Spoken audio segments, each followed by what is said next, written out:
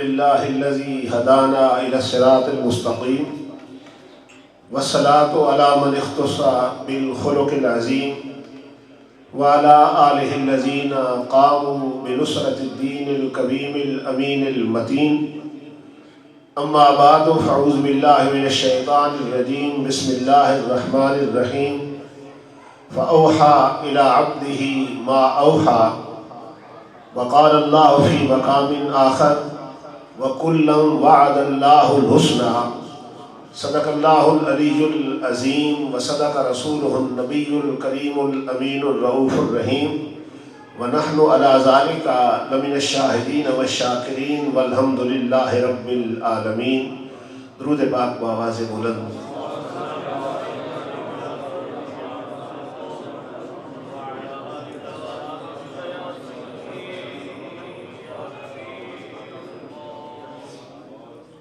زینت محفل استاد العلماء شیخ الحدیث والتفسیر حضرت علامہ مولانا مفتی محمد سیف اللہ نصیر صاحب دامت برکاتہم العالیہ، استاد العلماء مجاہد اہل سنت حضرت علامہ مولانا محمد بشیر مدنی صاحب دامت برکاتہم العالیہ، میرے انتہائی کرم فرما پیکر اخلاص و محبت حضرت قبلہ مفتی خان محمد بھوروی صاحب دامت برکاتہم العالیہ، دیگر مقتدر علماء کرام، سامعین ذی احتشام، ہم سب لوگ اللہ کے رسول اور امام الانبیاء کے صحابہ کے ذکر کے لیے جمع ہیں، اور جس محبت، عقیدت اور احترام کے ساتھ پیکر اخلاص و محبت مجاہد اہل سنت حضرت علامہ مولانا مفتی منیر حیدر صاحب دامت برکاتہم العالیہ نے یہ اہتمام کیا، اور جس جوش، جذبے اور بلبلے کے ساتھ سیدنا امیر معاویہ رضی اللہ تعالیٰ عنہ کی بارگاہ میں عقیدت کے پھول نچھاور کر رہے تھے، اللہ تعالیٰ ان کی محبتوں کو سلامت رکھے، اللہ تعالیٰ ہمیں صحابہ کی سچی اور پکی محبت عطا فرمائے. سامعین کرام، ہم اہل سنت کو یہ اعزاز حاصل ہے کہ ہم حضور کے صحابہ کی غلامی کا دم بھی بھرتے ہیں، حضور کے اہل بیت کی غلامی کا دم بھی بھرتے ہیں. پھر اہل بیت ہیں کون؟ نبی علیہ السلام جب آخری خطبہ دے رہے تھے، سرکار اپنی 23 سالہ تبلیغ کا نچوڑ اور خلاصہ بیان کر رہے تھے، تو میرے نبی نے فرمایا انی ترکت فیکم الثقلین، میں تم میں 2 باتیں چھوڑ کے جا رہا ہوں، اولہما اعظم من الآخر، ان میں سے ایک جو ہے مقام کے اعتبار سے، درجے اور شان کے اعتبار سے دوسرے سے بڑھ کر ہے، اور وہ کیا ہے؟ سرکار نے فرمایا کتاب اللہ، میں اللہ کا قرآن چھوڑ کے جا رہا ہوں، جب تک قرآن کے دامن سے وابستہ رہو گے تم کبھی گمراہ نہیں ہو. دوسری بات سرکار نے فرمایا اطرتی اہل بیتی، میں اپنی اولاد چھوڑ کے جا رہا ہوں، اپنے اہل بیت چھوڑ کے جا رہا ہوں، جب تک میرے اہل بیت کے دامن سے وابستہ رہو گے فرمایا تم کبھی گمراہ نہیں ہوگے. پھر میرے آقا آنے والے فتنوں کو دیکھ رہے تھے، ساری کائنات امام الانبیاء کے سامنے تھی، حضور نے فرمایا میرے اہل بیت ہیں کون؟ ذرا اس پر بھی غور کر لو. سرکار نے پہلا ذکر قرآن کا کیا، پھر ذکر اہل بیت کا کیا. سرکار دیکھ رہے تھے کہ ایسے بدبخت بھی آئیں گے، اہل بیت ہونے کے دعوے دار آئیں گے جو قرآن کا انکار کریں گے، قرآن کے نامکمل ہونے کی بات کریں گے. قرآن صحابہ کے ایمان کی گواہی دے گا، وہ صحابہ کے ایمان کی نفی کریں گے. تو میرے آقا نے یہ بھی بتا دیا کہ سنو میرے حقیقی اہل بیت کون ہیں، سچے اہل بیت کون ہیں. لن یتفرقا، فرمایا وہ کبھی قرآن سے جدا نہیں ہوں گے. اہل بیت قرآن کے دامن سے وابستہ رہیں گے۔ آقا کب تک قرآن کے دامن سے وابستہ رہیں گے؟ فرمایا حتی یردا علی الحوض، جب میں حوض کوثر پر اپنی امت کو کوثر کے جام پلا رہا ہوں گا، قرآن اور اہل بیت دونوں اکٹھے میرے پاس آئیں۔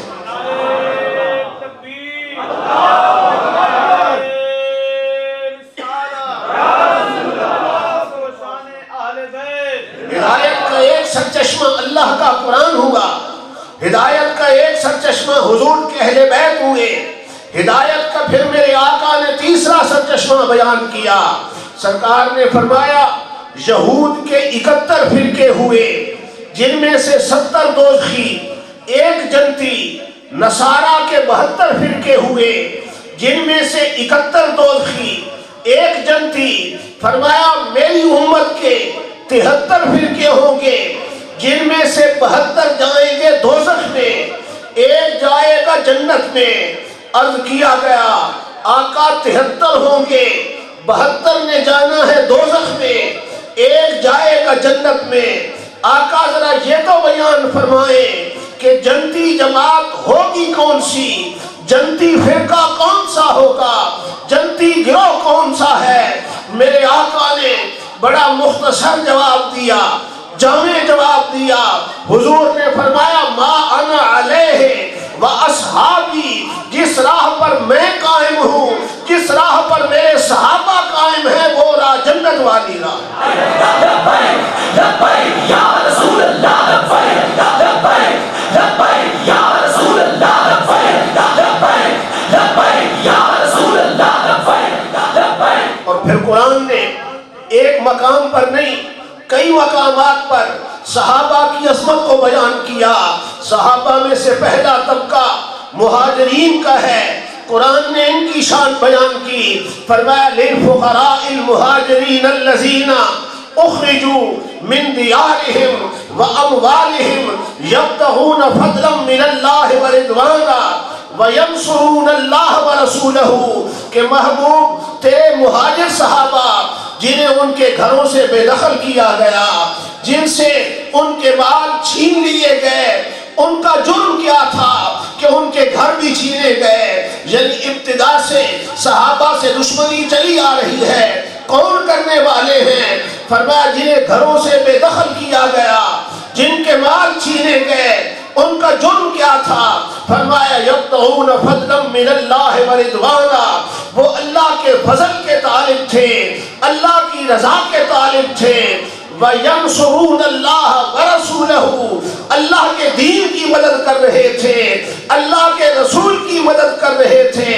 فرمایا محبوب تیرے مہاجر صحابہ رب کو اتنے پسند ہیں، اتنے پیارے ہیں کہ اولئک هم الصادقون، دنیا میں بھی صداقت کے تاج انہی کے سر، قیامت میں بھی صداقت کے تاج انہی کے سر۔ رسول اللہ لبیک لبیک لبیک یا رسول اللہ، لبیک لبیک لبیک یا رسول اللہ، لبیک لبیک۔ یہاں پہ ذکر تھا مہاجر صحابہ کا، پھر ذکر کیا انصار صحابہ کا۔ فرمایا والذین تبوؤوا الدار والایمان من قبلہم یحبون من ہاجر الیہم ولا یجدون فی صدورہم حاجۃ مما اوتوا ویؤثرون علی انفسہم ولو کان بہم خصاصہ۔ محبوب تیرے انصار صحابہ ذرا ان کی شان تو دیکھ، یحبون من ہاجر الیہم، مدینے میں تیرا انتظار کر رہے تھے، تیرے آنے سے پہلے مدینے میں تبوؤا الدار والایمان، مدینے میں گھر بھی بسا لیے، اپنے دلوں میں ایمان کو جگہ بھی دے دی۔ یحبون من ہاجر الیہم، جو مہاجر صحابہ آ رہے تھے ان کے ساتھ محبتوں کا اظہار کر رہے تھے۔ وَيُؤْثِرُونَ عَلَىٰ أَنفُسِهِمْ وَلَوْ كَانَ بِهِمْ خَصَاصَةٌ، اگر ایک چیز کی ضرورت ہوتی ترجیح مہاجر کو دیتے۔ جس کا ایک باغ تھا اس نے باغ کے 2 حصے کر دیے، جس کا ایک گھر تھا اس نے گھر کے 2 حصے کر دیے۔ فرمایا محبوب وَمَنْ يُوقَ شُحَّ نَفْسِهِ فَأُولَٰئِكَ هُمُ الْمُفْلِحُونَ، تیرے انصار صحابہ رب کو اتنے پیارے ہیں، رب کی بارگاہ میں ان کا مقام اتنا بلند ہے کہ محبوب دنیا جو کہتی ہے کہتی رہے، دنیا میں بھی کامیابی کے تاج انصار کے سر، آخرت میں بھی کامیابی کے تاج انصار کے سر۔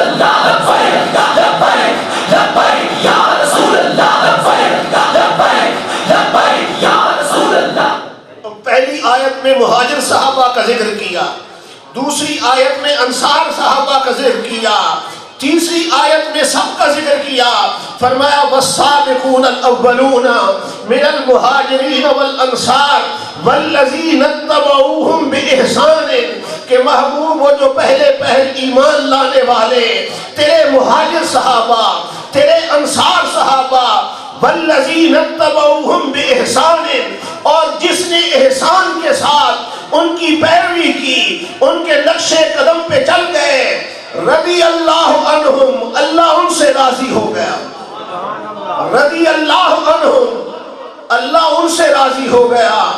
لیکن اگلے الفاظ قابل غور ہیں، یعنی رب کے نزدیک ان کا مقام کتنا بلند ہے، رب کو یہ کتنے پیارے ہیں۔ رضی اللہ عنہم، اللہ ان سے راضی ہو گیا، جس سے اللہ راضی ہو جائے اسے اور کیا چاہیے۔ لیکن رب نے آگے کیا فرمایا، وَرَضُوا عَنْهُ، محبوب اللہ ان سے راضی ہوا، یہ رب سے راضی ہو گئے، یہ اللہ سے راضی ہو گئے۔ وَأَعَدَّ لَهُمْ جَنَّاتٍ تَجْرِي مِن تَحْتِهَا الْأَنْهَارُ خَالِدِينَ فِيهَا أَبَدًا، محبوب ان کے لیے جنتیں ہیں جن میں انہوں نے ہمیشہ ہمیشہ رہنا ہے۔ قرآن نے صحابہ کو ہمیشہ کے لیے جنتی کہا۔ قرآن کے چوتھے مقام پہ رب نے فرمایا وَلَا يَسْتَوِي مِنْكُمْ مَنْ أَنْفَقَ مِنْ قَبْلِ الْفَتْحِ وَقَاتَلَ، کہ محبوب تیرے کچھ صحابہ تو وہ ہیں جو فتح مکہ سے پہلے ایمان لائے۔ اس وقت ایمان لانا بڑا مشکل تھا، پھولوں کی سیج نہیں تھی، کانٹوں کی مالا تھی، سینے پر بھاری پتھر بھی برداشت کرنے تھے، آپ کے انگاروں پر بھی لیٹنا تھا، پیٹھ پر کوڑے بھی کھانے تھے، مشرکین کے ظلم و ستم برداشت کرنے تھے۔ محبوب کچھ تو وہ ہیں جو فتح مکہ سے پہلے ایمان لائے، کچھ وہ ہیں جو فتح مکہ کے بعد ایمان لائے، کچھ بعد ایمان لائے جس وقت آسانیاں پیدا ہو چکی تھیں۔ اولئک اعظم درجۃ من الذین انفقوا من بعد وقاتلوا، محبوب تیرے پہلے صحابہ جو فتح مکہ سے پہلے ایمان لائے، مقام ان کا بلند، درجہ ان کا بلند، شان ان کی بلند، لیکن محبوب بعد والے بھی آئے تو تیری غلامی میں ہیں، کلمہ تو تیرا پڑھا ہے، تیرے قدموں میں آ بیٹھے ہیں۔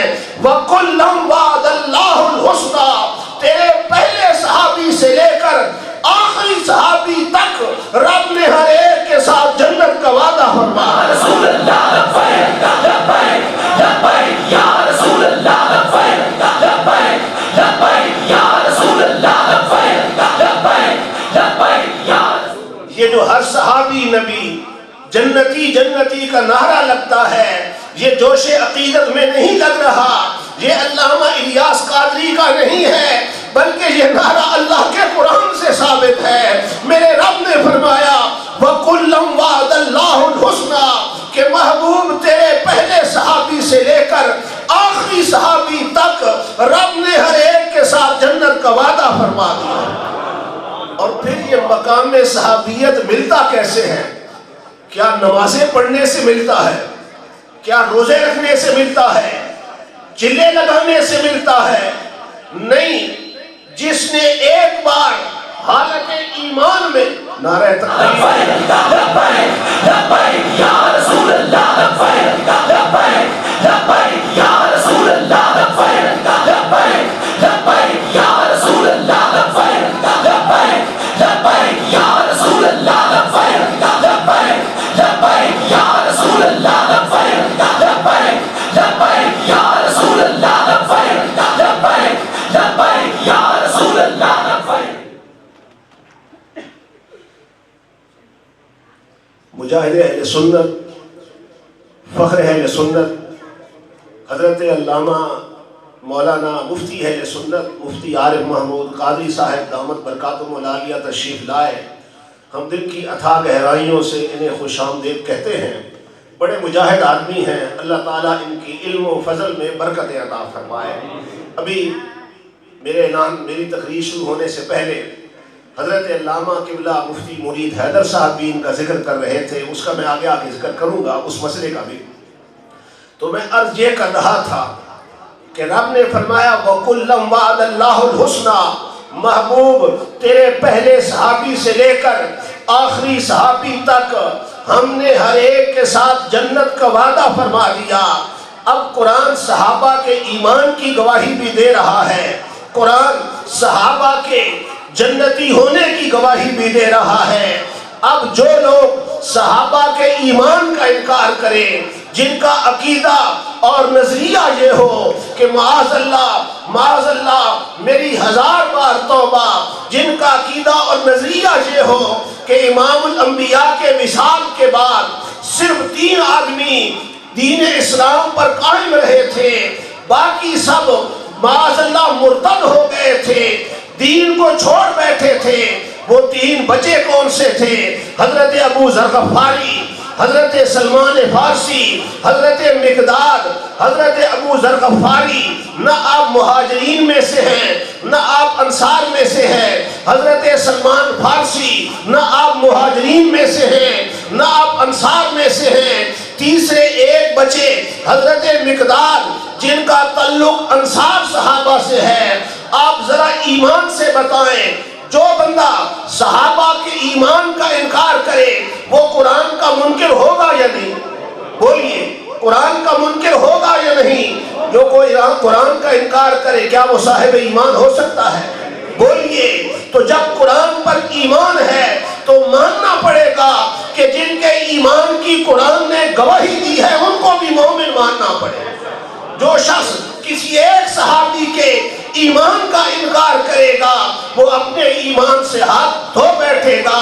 تو جو لوگ معاذ اللہ صحابہ کی طرف ارتداد کی نسبت کرتے ہیں وہ کبھی مومن نہیں ہو سکتے، کیونکہ وہ اللہ کے قرآن کا انکار کر رہے ہیں. اور صحابی میں عرض کر رہا تھا کہ مقام صحابیت ملتا کس طرح ہے؟ کیا نمازیں زیادہ پڑھنے سے ملتا ہے؟ روزے زیادہ رکھنے سے ملتا ہے؟ نہیں.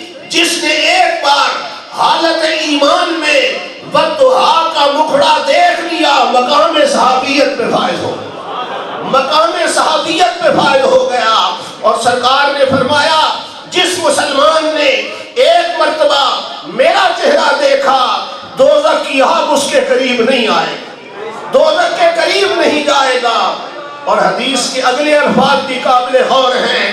میرے نبی نے فرمایا اور رعا من رعانی، جس نے میرے صحابہ میں سے کسی ایک صحابی کا حالت ایمان میں دیدار کر لیا دوزخ کی آگ اس کے قریب بھی نہیں آئے گا.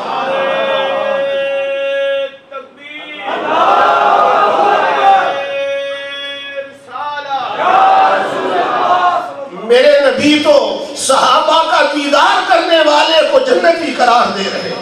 تو جس نے مصطفیٰ کا مکھڑا دیکھا، میرے آقا ایک جہاد میں ہے، جنگ ہو رہی ہے، ایک کافر سرکار کے سامنے آ گیا.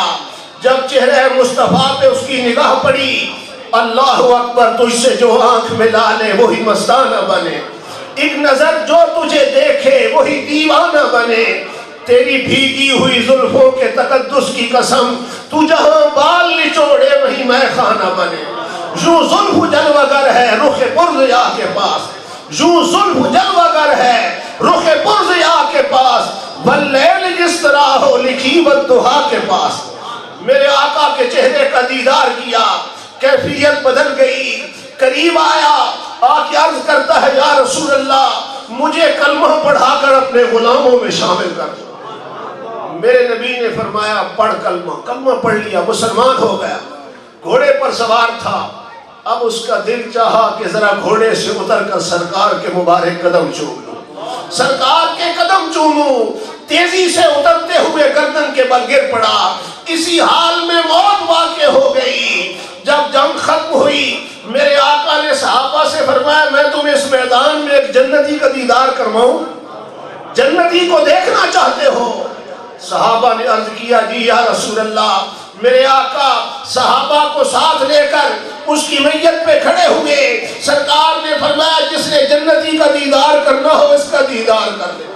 لبیک لبیک یا رسول اللہ، لبیک لبیک لبیک یا رسول اللہ، لبیک لبیک لبیک یا رسول اللہ، لبیک لبیک لبیک یا رسول اللہ، لبیک لبیک لبیک یا رسول اللہ، لبیک۔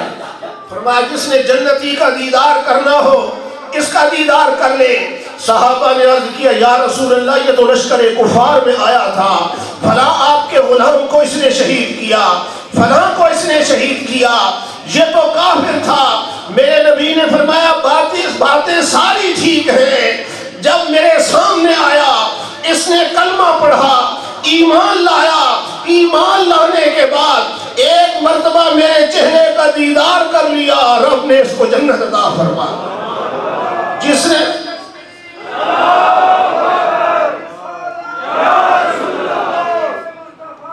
اس لیے میرے نبی نے فرمایا اللہ اللہ فی اصحابی، اللہ اللہ فی اصحابی، اللہ اللہ میرے صحابہ، اللہ اللہ میرے صحابہ، لا تتخذوہم غرضا من بعدی، میرے بعد میرے صحابہ پر اعتراض نہ کرنا، ان کو تنقید کا نشانہ نہ بنانا۔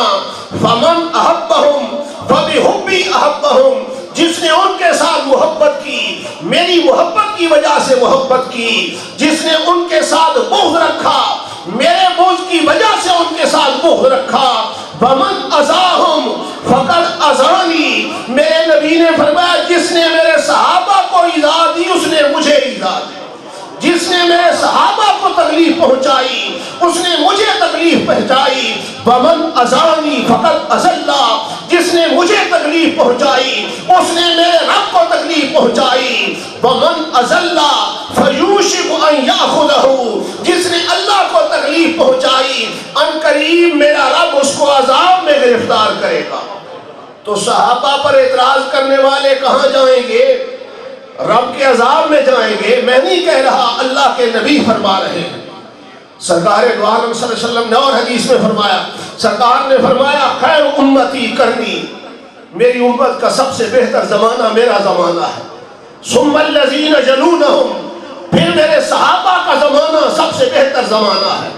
ثم الذین یلونہم، پھر ان لوگوں کا زمانہ جنہوں نے صحابہ کا دیدار کیا ان کا زمانہ سب سے بہتر ہے۔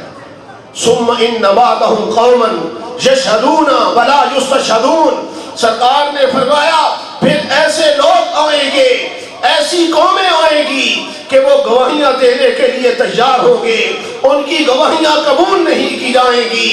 وَيَخُونُونَ وَلَا يُؤْتَمَنُونَ، بدترین قسم کے خائن ہوں گے، کوئی امانت ان کے پاس نہیں رکھے گا، نظروں کو پورا نہیں کریں گے۔ وَيَظْهَرُ فِيهِمُ السِّمَنُ، سرکار نے فرمایا ان میں سمن ظاہر ہوگا۔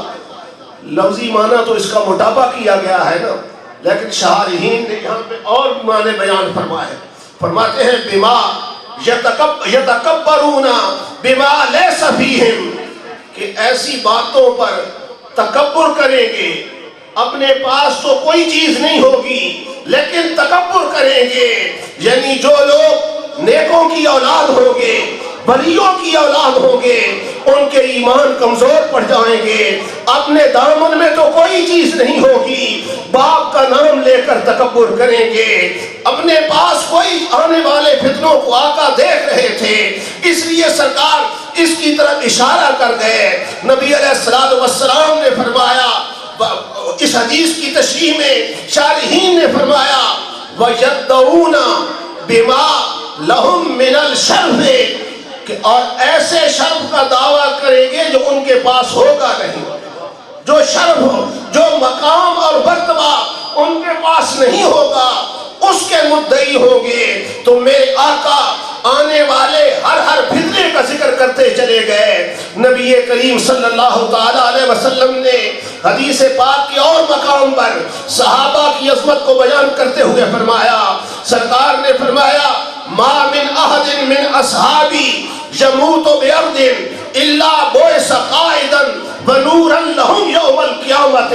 फरमाया मेरा सहाबी जिस मकाम पे दफन होगा, जिस कब्र में आराम फरमा होगा, जब क़यामत कायम होगी, कब्रें उठे फटेंगी, लोग कब्रों से बाहर निकलेंगे, मेरे उस सहाबी के आसपास जितने लोग दफन होंगे, फरमाया अकेला कब्रिस्तान में से जन्नत में नहीं जाएगा, जितने कब्रिस्तान में दफन होंगे सबको साथ लेके जन्नत में जाएगा। रसूल अल्लाह लब्बैक लब्बैक लब्बैक या रसूल अल्लाह लब्बैक लब्बैक लब्बैक या रसूल अल्लाह लब्बैक। तो जिस तरह मेरे आका बड़े लजपाल थे, हुजूर के सहाबा भी बड़े लजपाल हैं, हुजूर के सहाबा भी बड़े लजपाल हैं। और फिर सहाबा के जो बाहमी इख्तिलाफ थे, मेरे आका इनको भी देख रहे थे। नबी अलैहिस्सलातु वस्सलाम ने फरमाया, हजरत उमर रिवायत करते हैं, आप फरमाते हैं सरकारे दो आलम सल्लल्लाहु अलैहि वसल्लम ने इरशाद फरमाया, सअलतु रब्बी अन इख्तिलाफ असहाबी मिन बादी, कि मैंने अपने रब की बारगाह में मेरे सहाबा के जो आपस के इख्तिलाफ हैं इनके बारे में सवाल किया।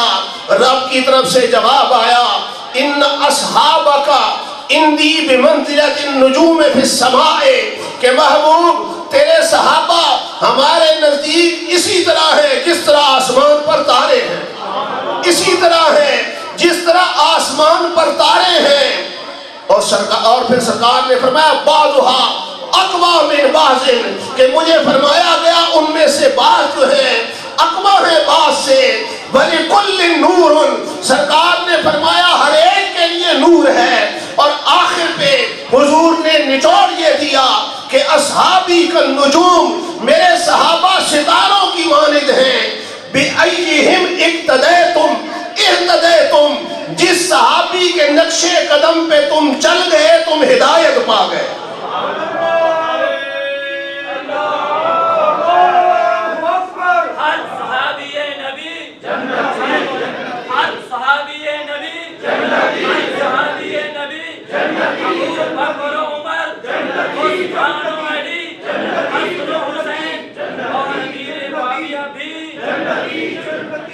यानी सरकार तो हर सहाबी को जन्नती की बशारत दे गए। फिर जिस सहाबी के लिए मेरे आका ने दुआएं मांगी, हजरत अमीर मुआविया रज़ियल्लाहु ताला अन्हु, उनके लिए मेरे आका ने दुआ मांगी, अल्लाहुम्मा अल्लिमहुल किताबा वल हिसाबा वक़िहिल अज़ाबा, कि ऐ अल्लाह मेरे अमीर मुआविया को कुरान के उलूम का माहिर बना, अल्लिमहुल किताबा, कुरान के उलूम का माहिर बना। सरकार के चंद सहाबा हैं जिनके नाम गिने जा सकते हैं, जिनके लिए मेरे नबी ने ये दुआ मांगी थी कि अल्लाहुम्मा अल्लिमहुल किताबा, कि ऐ अल्लाह मेरे इस गुलाम को किताब के उलूम का माहिर बना।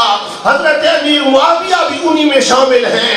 बल हिसाबा, सरकार देख रहे थे कि मेरे बाद अमीर मुआविया के पास इक़्तिदार भी आएगा, अमीर मुआविया मसनद खिलाफत पर भी बैठेंगे।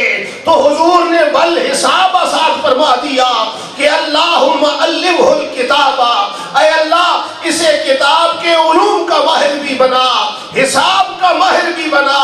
और आगे फरमाया इसे अजाब से भी महफूज फरमा, इसे अजाब से भी महफूज फरमा। और सरकार की दुआ ईमान से बताइए, सरकार की क्या दुआ रब ने रद्द कर दी होगी? जिस महबूब का मकाम ये है, जिस महबूब की शान ये है कि उसका चेहरा जो शख्स एक मर्तबा देख ले उसे जन्नत की बशारत मिल जाती है। तो जिसके लिए आका दुआएं मांग रहे हैं, यहाँ पर हुजूर ने ये बात फरमाई। दूसरी हदीस में सरकार ने फरमाया अल्लिमहुल किताब, अल्लाहुम्मा अल्लिमहुल किताबा, ऐ अल्लाह इसे किताब के उलूम का माहिर बना, व मक्किन लहू फिल बिलादे, और इसे शहरों में कुदरत अता फरमा। इसे गोया दूसरे लफ्जों में मेरे आका उनकी सल्तनत के लिए दुआ मांग रहे हैं। व मक्किन लहू फिल बिलाद, इसे शहरों में तमकीन अता फरमा। वक़िहिल अज़ाब, और इसे अजाब से बचा, इसे अजाब से बचा। यहाँ पर भी आका ये दुआ कर रहे हैं। तीसरे मकाम पर दुआ क्या करते हुजूर, अल्लाहुम्मा जअलहु ہادیم مہدیم وحدی بھی، کہ اے اللہ میرے معاویہ کو ہادی بھی بنا، مہدی بھی بنا اور ذریعہ ہدایت بھی بنا۔ سر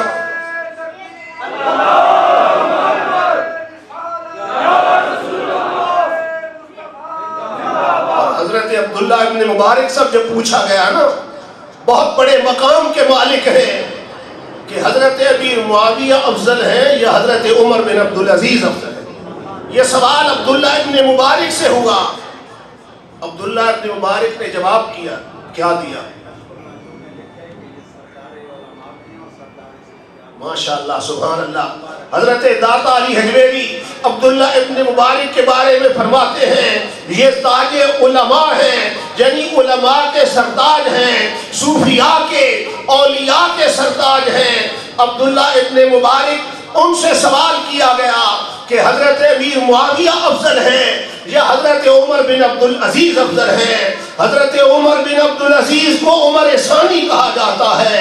آپ نے اپنے 2 سالہ دور خلافت میں حضرت عمر کی یاد تازہ کر دی تھی، کتاب و سنت کو زندہ کیا تھا، شرعی احکام جاری فرمائے تھے، اتنا متقی اتنا صاحب تقوی شخص تھا کہ ایک زمانہ یہ تھا حضرت عمر بن عبدالعزیز پر شہزادگی کا کہ سال کے اکٹھے 360 جوڑے کپڑوں کے تیار کرواتے تھے، اور جو جوڑا ایک مرتبہ پہن لیتے تھے دوبارہ نہیں پہنتے تھے۔ یہ دور بھی گزرا تھا، اور پھر وہ وقت بھی آیا کہ جب مسند خلافت پر تھے تو اسی عمر بن عبدالعزیز کا جس نے ایک جوڑا پہنا پھر دوبارہ اسے نہ پہنا، ہر روز نیا جوڑا پہنا، جب مسند حکومت پہ آئے، خلافت پہ آئے، اسی عمر بن عبدالعزیز کا حال یہ ہو چکا تھا کہ ایک ہی جوڑا کپڑوں کا تھا، میلا ہو جاتا تو رات کو تہمت باندھ کر اس کو دھو لیتے، جتنے تک خشک نہیں ہوتا تھا باہر نہیں آتے تھے۔ یہ مسلمانوں کے حکمران تھے جنہوں نے عادلانہ نظام قائم کیا۔ تو آپ سے سوال کیا گیا عمر بن عبدالعزیز افضل ہیں یا حضرت امیر معاویہ افضل ہیں؟ اب ذرا عبداللہ بن مبارک کا جواب بھی سنیے، صحابہ کے مقام کی، صحابہ کا مقام، ان کی عظمت کا اندازہ لگائیے۔ آپ نے فرمایا کہ حضرت امیر معاویہ نے جس گھوڑے پر سوار ہو کر جہاد میں حصہ لیا ہے، اس گھوڑے کے نتنوں میں جو غبار اور مٹی لگی ہے، عمر بن عبدالعزیز اس کا مقابلہ بھی نہیں کر سکتا، اس کا مقابلہ بھی نہیں کر سکتا۔ پوچھنے والے نے پوچھا جی عمر بن عبدالعزیز کا اتنا مقام، اتنا درجہ، کتاب و سنت کو اس نے زندہ کیا، حضرت عمر کے دور کی یاد تازہ کر دی، اور آپ کہتے ہیں کہ امیر معاویہ کے گھوڑے کے نتنوں میں لگنے والی خاک کا مقابلہ بھی نہیں کر سکتے۔ انہوں نے فرمایا عمر بن عبدالعزیز کا مقام اپنی جگہ بجا صحیح، لیکن عمر بن عبدالعزیز نے والضحیٰ کا مکھڑا نہیں دیکھا، حضرت امیر معاویہ نے والضحیٰ کا مکھڑا دیکھا تھا، اس لیے ان کو یہ مقام اور یہ مرتبہ ملا۔ تو ایمان سے بتائیے، میرے آقا حضرت امیر معاویہ کے لیے دعائیں مانگے، سرکار ان کے ہادی ہونے کی بات کریں، سرکار ان کے لیے دعا کریں کہ مولا انہیں قرآن کے علوم کا ماہر بنا، سرکار ان کو جنت کی بشارت دے۔ نبی علیہ السلام نے فرمایا، بخاری کی حدیث ہے کہ جو لشکر سب سے پہلی لشکر جہاد کرے گا، سب سے پہلا لشکر جو بحری جہاد کرے گا، فرمایا ان سب کے لیے جنت واجب ہو گئی، اور اس پہلے لشکر کا جس نے بحری جہاد کر کے قبرص کو فتح کیا تھا، اس لشکر کے امیر حضرت امیر معاویہ ہی تھے۔ لبیک لبیک لبیک یا رسول اللہ، لبیک لبیک لبیک یا رسول اللہ، لبیک لبیک لبیک یا رسول اللہ، لبیک لبیک لبیک یا رسول اللہ، لبیک لبیک لبیک۔ اب قرآن کی اتنی آیتیں صحابہ کے ایمان کی گواہی دیں، میرے آقا کے فرمان صحابہ کے ایمان کی گواہی دیں، حضور جن کے لیے دعائیں مانگیں، آپ بتائیں جو بندہ ان کو کافر کہے کیا وہ مومن ہو سکتا ہے؟ بولیے، جو بندہ صحابہ کے ایمان کا انکار کرے گویا وہ قرآن کا انکار کر رہا ہے، اور قرآن کا انکار کرنے والا کبھی مومن نہیں ہو سکتا۔ پہلے تو ان سے نفرتوں کا اظہار کیا جاتا تھا نا. پہلے علماء، بزرگ علماء، اللہ اکبر، اعلیٰ حضرت نے وہ ساری حدیثیں جمع کی ہیں جو بدمزموں کے بارے میں تھی. آپ نے فرمایا ایاکم و ایاہم لا یضلونکم ولا یفتنونکم. فرمایا اپنے آپ کو ان سے بچاؤ، انہیں اپنے آپ سے بچاؤ، کہیں تمہیں گمراہ نہ کریں، کہیں تمہیں فتنوں میں نہ ڈالیں. میرے آقا نے فرمایا وَإِن مَرِضُوا فَلَا تَعُودُوهُمْ، اگر بیمار پڑ جائیں تو ان کی عادت مت کرو.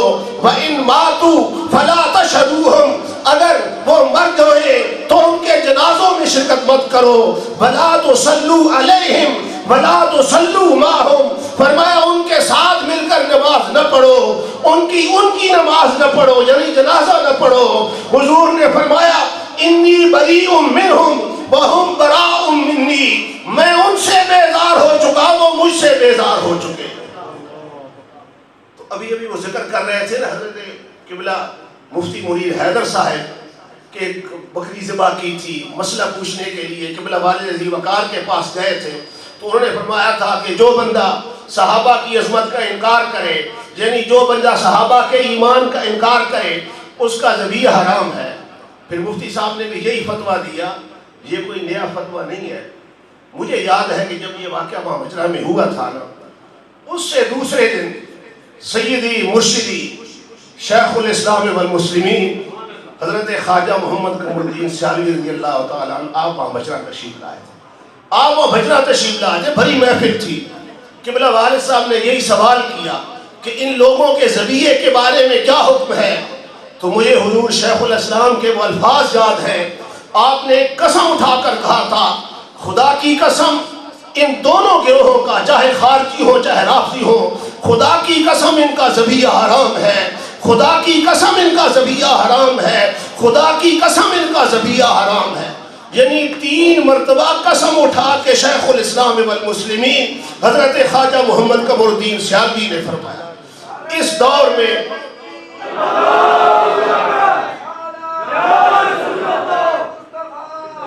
افراتفری افراتفری مادیت کے اس دور میں اپنا ایمان بچانا مشکل ہے، اپنا ایمان بچانا مشکل ہے. اس لیے میں آپ سب سے گزارش کروں گا، بالخصوص علماء سے، کہ آج ہم کیوں ذلیل و رسوا ہو رہے ہیں، فتنوں کا شکار کیوں ہو رہے ہیں، کہ ہم نے تعلیمات اعلیٰ حضرت کو چھوڑ دیا. اعلیٰ حضرت سے روگردانی کا نتیجہ یہ بن گیا ہے کہ آپس میں علماء باہم دست و گریباں ہیں. اپنی عظمت رفتہ کی بحالی کے لیے، شوکت پیرا بارینہ کی بحالی کے لیے ایک مرتبہ پھر ہمیں اعلیٰ حضرت کی طرف جانا ہوگا، تعلیمات اعلیٰ حضرت پر عمل کرنا ہوگا. اسی میں اہل سنت کی بقا ہے. اور اعلیٰ حضرت کوئی نئی تعلیمات دے کر نہیں گئے. جو کچھ میرے رب نے فرمایا، جو کچھ مصطفیٰ نے فرمایا، جو کچھ صحابہ نے فرمایا، جو کچھ امام اعظم ابو حنیفہ نے فرمایا، اعلیٰ حضرت نے اسی کو بیان فرمایا. اعلیٰ حضرت نے اسی کو بیان فرمایا ہے. تو حضرت امیر معاویہ کے بارے میں اعلیٰ حضرت نے فرمایا تھا نا کہ جو ان پر طعن کرتا ہے فَهُوَ قَلْبٌ مِّن كِلَابِ الْغَاوِيَةِ، وہ دوزخ کے کتوں میں سے ایک کتا ہے. امام احمد رضا فرما رہے ہیں. تو اس لیے ایمان بچانا مشکل ہے. کبھی صحابہ پر اعتراض نہ کیا کریں، صحابہ پر طعن نہ کیا کریں، کیونکہ میرے آقا امام الانبیاء ان کے ایمان کی گواہی دے کر گئے ہیں. اللہ کا قرآن ان کے ایمان کی گواہی دے رہا ہے. صحابہ برحق، صحابہ کو یہ عظمت کیوں ملی؟ حضور کے صدقے ملی نا. امام الانبیاء کے صدقے ان کو یہ مقام ملا. جن صحابہ کو حضور کی غلامی کے آنے کے سبب یہ مقام مل گیا کہ رضی اللہ عنہم ورضوا عنہ، اللہ ان سے راضی ہو گیا، وہ اللہ سے راضی ہو گئے. جب صحابہ کا یہ مقام ہے تو پھر میرے آقا کی عظمتوں کا عالم کیا ہو، حضور کا مقام کتنا بلند ہوگا. چونکہ جلسہ معراج کا بھی ہے، تبرک کے طور پر 1-2 باتیں عرض کر کے ختم کرتا ہوں. میں نے آیت پڑھی تھی فَأَوْحَى إِلَىٰ عَبْدِهِ مَا أَوْحَىٰ، کہ محبوب وحی کی، محبوب کی طرف، اپنے بندہ خاص کی طرف ما اوہا، جو وحی کی. اب حضور کو کتنے خزانے دیے گئے، کتنے علوم دیے گئے، غنچے ماں اوہا کے جو چٹکے دنا کے باغ میں، غنچے ماں اوہا کے جو چٹکے دنا کے باغ میں، بلبلے سدرا بھی ان کی بو سے محرم نہیں۔ حضرت جبریل تو سدرا پہ رہ گئے تھے۔ یہاں پر بھی حضور کی عظمت دیکھیے کہ سرکار بیت المقدس پہنچے، وہ جو بشریت کے اعلیٰ مقام پر فائز تھے، جتنے انبیاء اور رسول تھے وہ وہیں پر موجود تھے۔ میرے آقا آگے چلے گئے، سرکار سدرۃ المنتہا پہ پہنچے، وہ جو نوریوں کا سردار تھا وہ بھی وہیں پہ رہ گیا۔ تھکے تھے روح الامی کے بازو، چھٹا وہ دامن کہاں وہ پہلو، تھکے تھے روح الامی کے بازو، چھٹا وہ دامن کہاں وہ پہلو، رکاب چھوٹی امید ٹوٹی، نگاہوں میں حسرت کے بلبلے تھے۔ تو میرے آقا آگے چلے گئے، حضور کو رب نے کتنا دیا، کتنا دیا۔ سرکار فرماتے ہیں رأیت ربی عز و جل فی احسن صورت، میں نے رب کو بڑی حسین صورت میں دیکھا، یا میں بڑی حسین صورت میں تھا۔ قال فیم یختصم الملأ الاعلی، رب نے فرمایا محبوب یہ فرشتوں کا مناظرہ کس بات میں ہے؟ میں نے عرض کیا مولا تو جانے۔ فوجدت بردہا بین صدیہ، رب نے بے کیف دست قدرت میرے دونوں کندھوں کے درمیان رکھا۔ فوجدت برد فوضع کفہ بین کتفیہ، فوجدت بردہا بین صدیہ، میں نے اس کی ٹھنڈک اپنے سینے میں محسوس کی۔ فعلمت ما فی السماوات وما فی الارض، میں نے جان لیا جو آسمانوں میں تھا، میں نے جان لیا جو زمینوں میں تھا۔ سرکار کو ابتدا سے لے کر انتہا تک جو پہلے ہو چکا، سرکار کو وہ علوم بھی عطا کر دیے گئے جو بعد میں ہونا تھا، سرکار کو وہ علوم بھی عطا کر دیے گئے۔ اس لیے موسیقی تڑپے فَإِنَّ مِن جُودِكَ الدُّنْيَا وَدَرَّتَهَا، محبوب فَإِنَّ مِن جُودِكَ الدُّنْيَا وَدَرَّتَهَا، دنیا اور آخرت یہ تو تیری سخاوت کا باز ہے۔ وَمِنْ عُلُومِكَ عِلْمَ اللَّوْحِ وَالْقَلَمِ، محبوب لوح و قلم کا علم تیرے علم کا باز ہے۔ لوح و قلم کس کو کہتے ہیں؟ زمین و آسمان کی تخلیق سے 50,000 سال پہلے لوح و قلم کو پیدا کیا۔ لوح کہتے ہیں تختی کو، قلم کہتے ہیں جس سے لکھا جاتا ہے، لیکن یہ تختی ہماری وہ لکڑی والی تختی نہیں ہے، اور قلم وہ کہنے والا قلم نہیں ہے، یہ نورانی قلم ہے۔ اللہ نے قلم کو فرمایا نا اکتب، لکھ۔ اس نے عرض کیا ما اکتب، مولا میں کیا لکھوں؟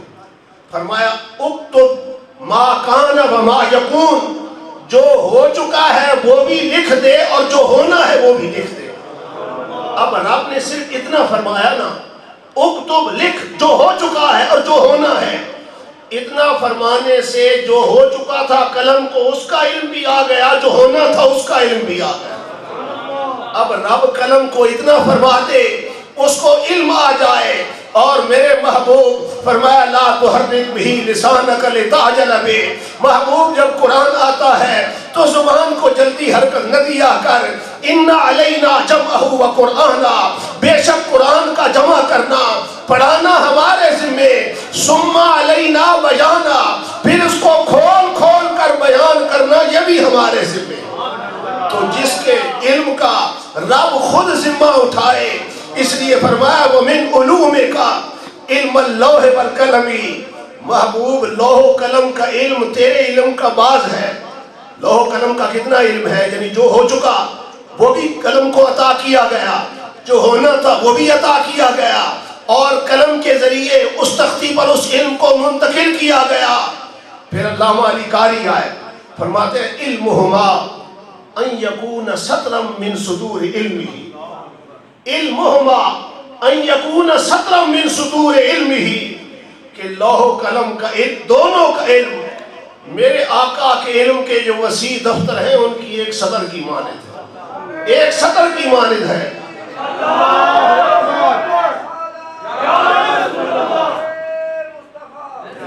وَنَهْرًا مِّن بُحُورِ عِلْمِهِ، اور سرکار کے علم کے جو ٹھاٹھے مارتے ہوئے سمندر ہیں نا، ان کے سامنے لوح کا علم، لوح و قلم کا علم ایک چھوٹی سی نہر کی حیثیت رکھتا ہے۔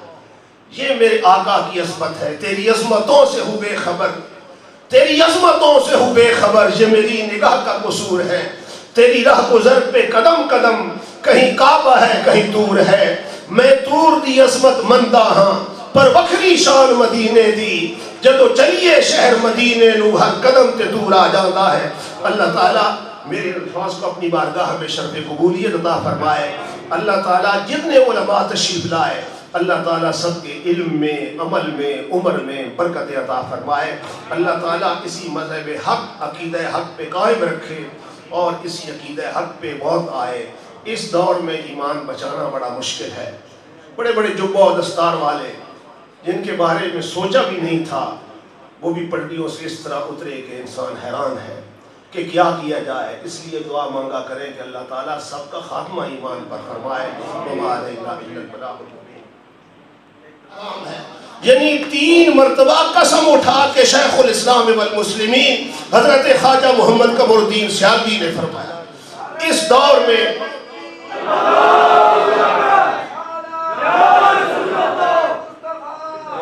افراتفری افراتفری مادیت کے اس دور میں اپنا ایمان بچانا مشکل ہے، اپنا ایمان بچانا مشکل ہے۔ اس لیے میں آپ سب سے گزارش کروں گا بالخصوص علماء سے کہ آج ہم کیوں ذلیل و رسوا ہو رہے ہیں، فتنوں کا شکار کیوں ہو رہے ہیں کہ ہم نے تعلیمات اعلیٰ حضرت کو چھوڑ دیا۔ اعلیٰ حضرت سے روگردانی کا نتیجہ یہ بن گیا ہے کہ آپس میں علماء باہم دست و گریباں ہیں۔ اپنی عظمت رفتہ کی بحالی کے لیے، شوکت پیراں بارینہ کی بحالی کے لیے ایک مرتبہ پھر ہمیں اعلیٰ حضرت کی طرف جانا ہوگا، تعلیمات اعلیٰ حضرت پر عمل کرنا ہوگا۔ اسی میں اہل سنت کی بقا ہے اور اعلیٰ حضرت کوئی نئی تعلیمات دے کر نہیں گئے۔ جو کچھ میرے رب نے فرمایا، جو کچھ مصطفیٰ نے فرمایا، جو کچھ صحابہ نے فرمایا، جو کچھ امام اعظم ابو حنیفہ نے فرمایا، اعلیٰ حضرت نے اسی کو بیان فرمایا۔ اعلیٰ حضرت نے اسی کو بیان فرمایا ہے۔ تو حضرت امیر معاویہ کے بارے میں اعلیٰ حضرت نے فرمایا تھا نا کہ جو ان پر طعن کرتا ہے فَهُوَ قَلْبٌ مِّن كِلَابِ الْغَاوِيَةِ، وہ دوزخ کے کتوں میں سے ایک کتا ہے۔ امام احمد رضا فرما رہے ہیں۔ تو اس لیے ایمان بچانا مشکل ہے۔ کبھی صحابہ پر اعتراض نہ کیا کریں، صحابہ پر طعن نہ کیا کریں، کیونکہ میرے آقا امام الانبیاء ان کے ایمان کی گواہی دے کر گئے ہیں۔ اللہ کا قرآن ان کے ایمان کی گواہی دے رہا ہے۔ صحابہ برحق، صحابہ کو یہ عظمت کیوں ملی؟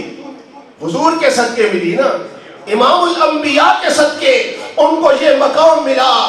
جن صحابہ کو حضور کی غلامی کے آنے کے سبب یہ مقام مل گیا کہ رضی اللہ عنہم ورضوا عنہ، اللہ ان سے راضی ہو گیا، وہ اللہ سے راضی ہو گئے۔ جب صحابہ کا یہ مقام ہے تو پھر میرے آقا کی عظمتوں کا عالم کیا ہو، حضور کا مقام کتنا بلند ہوگا۔ چونکہ جلسہ معراج کا بھی ہے، تبرک کے طور پر 1-2 باتیں عرض کر کے ختم کرتا ہوں۔ میں نے آیت پڑھی تھی فَأَوْحَى إِلَىٰ عَبْدِهِ مَا أَوْحَىٰ، کہ محبوب وحی کی، محبوب کی طرف، اپنے بندہ خاص کی طرف ما اوہا، جو وحی کی۔ اب حضور کو کتنے خزانے دیے گئے، کتنے علوم دیے گئے۔ غنچ ما اوہا کے جو چٹکے دنا کے باغ میں، غنچ ما اوہا کے جو چٹکے دنا کے باغ میں، بلبلے سدرا بھی ان کی بو سے محرم نہیں۔ حضرت جبریل تو سدرا پہ رہ گئے تھے۔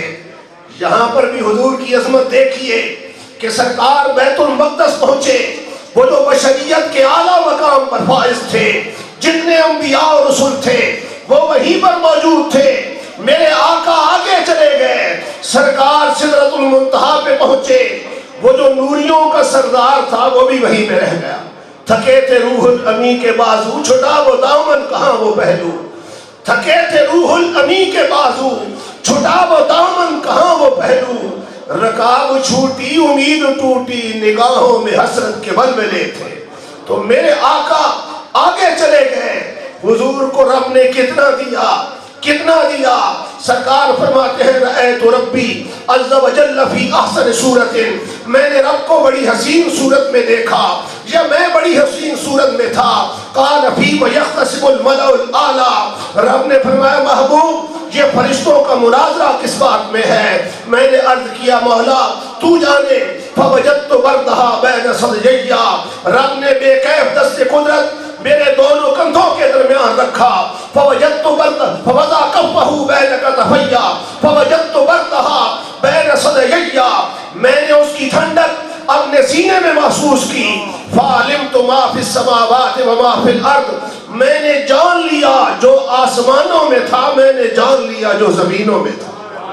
سرکار کو ابتدا سے لے کر انتہا تک جو پہلے ہو چکا، سرکار کو وہ علوم بھی عطا کر دیے گئے جو بعد میں ہونا تھا، سرکار کو وہ علوم بھی عطا کر دیے گئے۔ اس لیے موسیقی تڑپے فَإِنَّ مِن جُودِكَ الدُّنْيَا وَدَرَّتَهَا، محبوب فَإِنَّ مِن جُودِكَ الدُّنْيَا وَدَرَّتَهَا، دنیا اور آخرت یہ تو تیری سخاوت کا باز ہے، وَمِنْ عُلُومِكَ عِلْمَ اللَّوْحِ وَالْقَلَمِ، محبوب لوح و قلم کا علم تیرے علم کا باز ہے۔ لوح و قلم کس کو کہتے ہیں؟ زمین و آسمان کی تخلیق سے 50,000 سال پہلے لوح و قلم کو پیدا کیا۔ لوح کہتے ہیں تختی کو، قلم کہتے ہیں جس سے لکھا جاتا ہے، لیکن یہ تختی ہماری وہ لکڑی والی تختی نہیں ہے، اور قلم وہ کہنے والا قلم نہیں ہے، یہ نورانی قلم ہے۔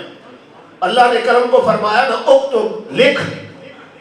اس نے عرض کیا ما اکتب، مولا میں کیا لکھوں؟ فرمایا اکتب ما کان و ما یکون، جو ہو چکا ہے وہ بھی لکھ دے اور جو ہونا ہے وہ بھی لکھ دے۔ اب رب نے صرف اتنا فرمایا نا اکتب، لکھ جو ہو چکا ہے اور جو ہونا ہے، اتنا فرمانے سے جو ہو چکا تھا قلم کو اس کا علم بھی آ گیا، جو ہونا تھا اس کا علم بھی آ گیا۔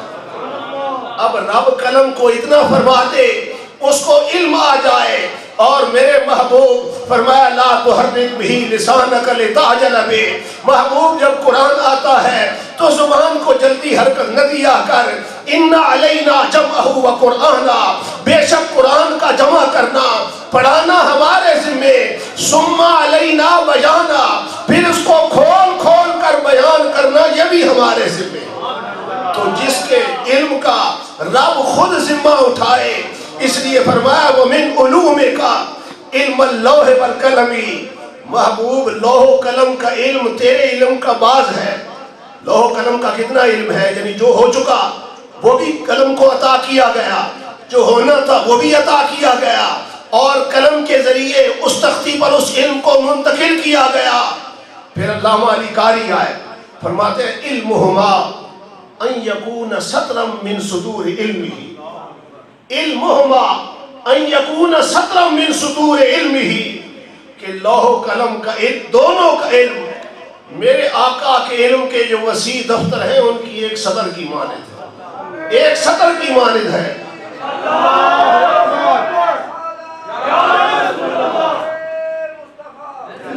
وَنَهْرًا مِّن بُحُورِ عِلْمِهِ، اور سرکار کے علم کے جو ٹھاٹھے مارتے ہوئے سمندر ہیں نا، ان کے سامنے لوح کا علم، لوح و قلم کا علم ایک چھوٹی سی نہر کی حیثیت رکھتا ہے۔ یہ میرے آقا کی عظمت ہے، تیری عظمتوں سے ہوں بے خبر، تیری عظمتوں سے ہوں بے خبر، یہ میری نگاہ کا قصور ہے، تیری راہ گزر پہ قدم قدم کہیں کعبہ ہے کہیں دور ہے، میں طور دی عظمت مندہ ہاں پر وکھری شان مدینے دی، جدو چلیے شہر مدینے نو ہر قدم تے دور آ جاتا ہے۔ اللہ تعالیٰ میرے الفاظ کو اپنی بارگاہ میں شرف قبولیت عطا فرمائے۔ اللہ تعالیٰ جتنے علماء تشریف لائے اللہ تعالیٰ سب کے علم میں، عمل میں، عمر میں برکت عطا فرمائے۔ اللہ تعالیٰ اسی مذہب حق، عقیدہ حق پہ قائم رکھے اور اسی عقیدہ حق پہ موت آئے۔ اس دور میں ایمان بچانا بڑا مشکل ہے۔ بڑے بڑے جبہ و دستار والے جن کے بارے میں سوچا بھی نہیں تھا، وہ بھی پنڈیوں سے اس طرح اترے کہ انسان حیران ہے کہ کیا کیا جائے۔ اس لیے دعا مانگا کریں کہ اللہ تعالیٰ سب کا خاتمہ ایمان پر فرمائے۔ وما علینا الا البلاغ المبین۔ میاں والی سندھی یہ زیر قیادت اور زیر سیادت ہے استاد العلماء، پیر طریقت، حکیم ملت، نباز قوم، شمشیر اعلیٰ حضرت۔ یہ جہاں پر شمشیر اعلیٰ حضرت کا لفظ نہیں لکھا ہوگا میں کہہ رہا ہوں، شمشیر اعلیٰ حضرت حضرت علامہ مفتی محمد عارف محمود خان معطر آستانہ قادریہ میاں والی، آپ کی زیر قیادت ہے اور مسند صدارت ہے حضرت پیر طریقت صاحبزادہ محمد فرحت حسن بریلوی آستانہ عالیہ قادریہ کراچی، اور خطاب ہے استاد العلماء جامع المعقول والمنقول مفتی اعظم پاکستان حضرت پیر مفتی محمد رضا المصطفیٰ ظریف القادری آستانہ عالیہ قادریہ گجرانوالہ